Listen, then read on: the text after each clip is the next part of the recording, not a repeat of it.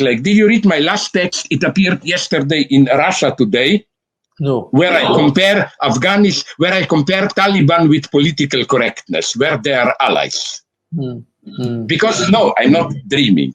My idea is that, you know what triggered me? You know that the Taliban, one of their big ideologists, said a couple of days ago, asked women to stay at home nonetheless, not to go to schools and jobs.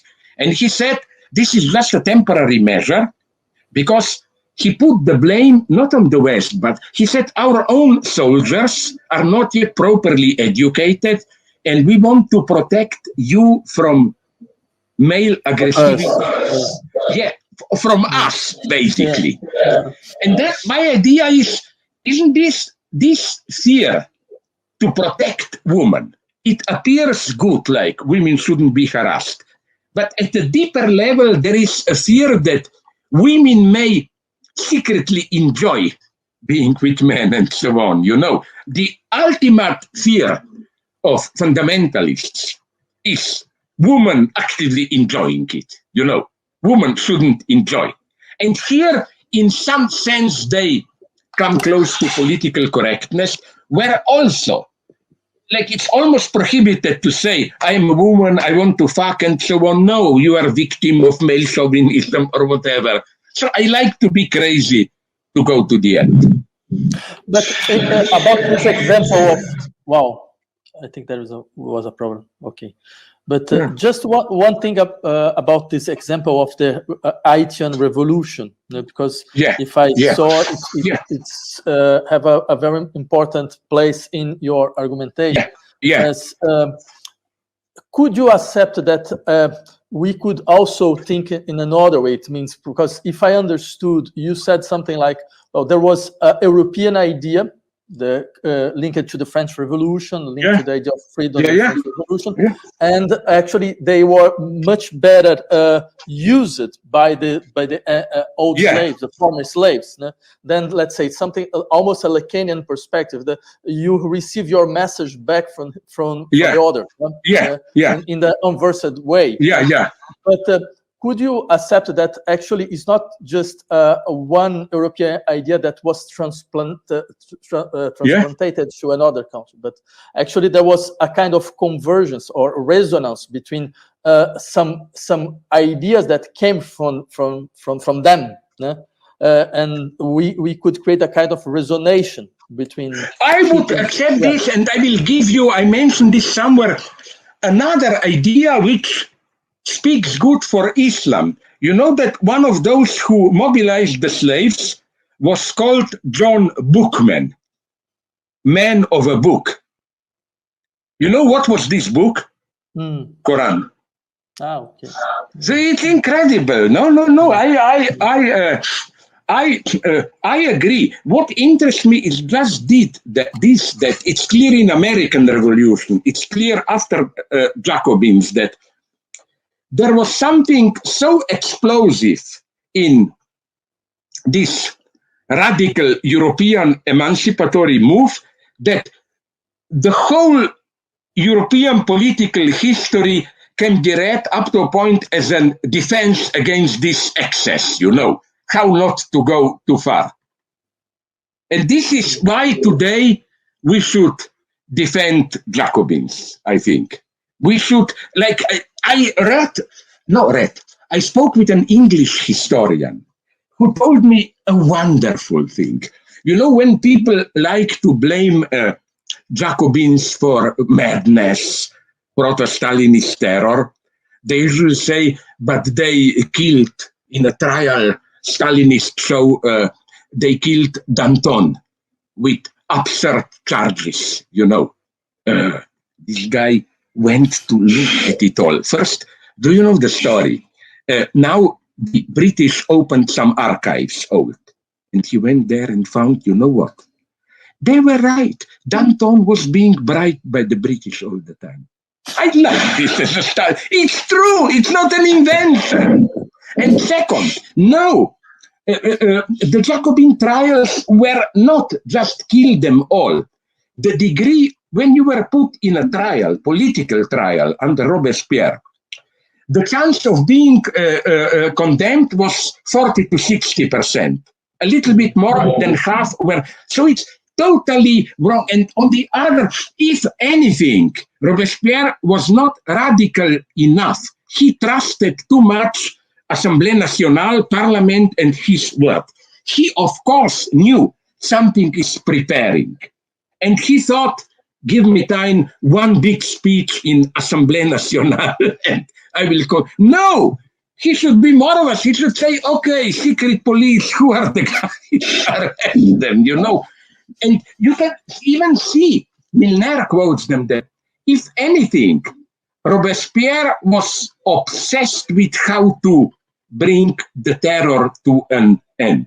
But his problem was how to bring the terror to an end, but not that the old forces simply come back, take it over, you know. But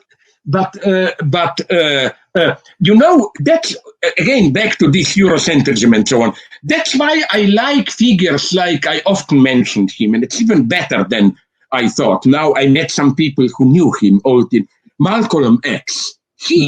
When people ask me, give me a good European, I say Malcolm X, you know, because he's black. He wasn't even a nationalist. At the end, he went to Islam, you know, precisely because he saw in it this equality and so on and so on.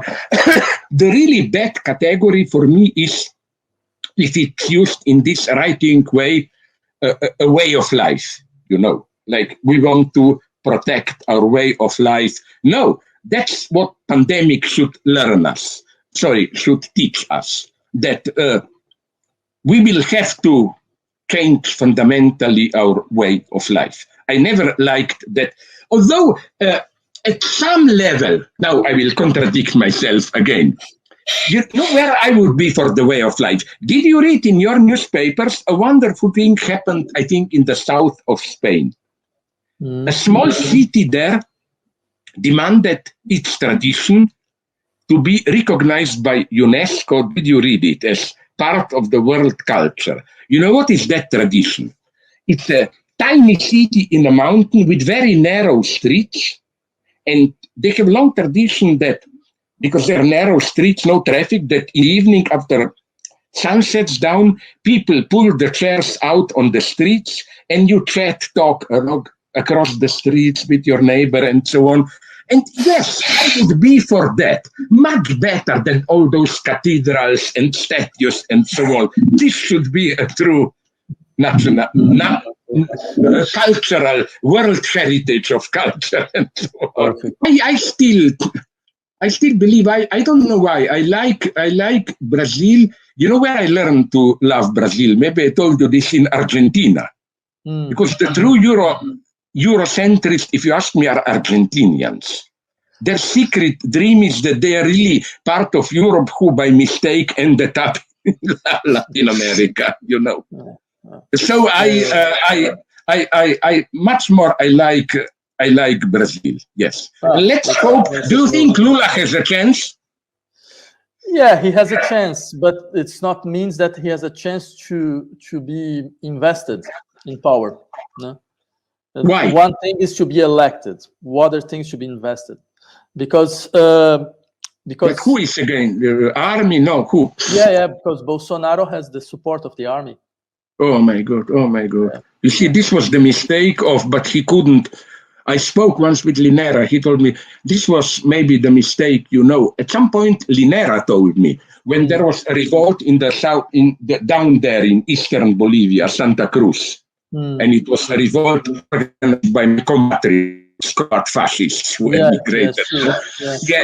He told me, Linera, that he did an ingenious thing there. He mobilized the army because the army wanted the unity of the country, no? But then he didn't. He thought, now I have peace with the army, no? Morales basically left the army the way it was.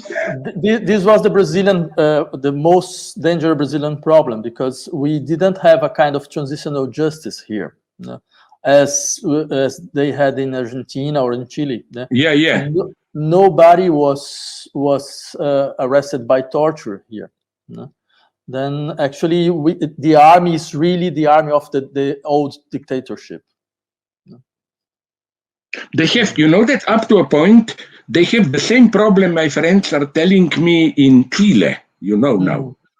Because, all that stuff, apruebo and so on, but the army remains the army, you know. That. Yes, but for example, even in Chile, there was some people like Manuel Contreras that was arrested, and he was the responsible of the Secret Service in Pinochet era.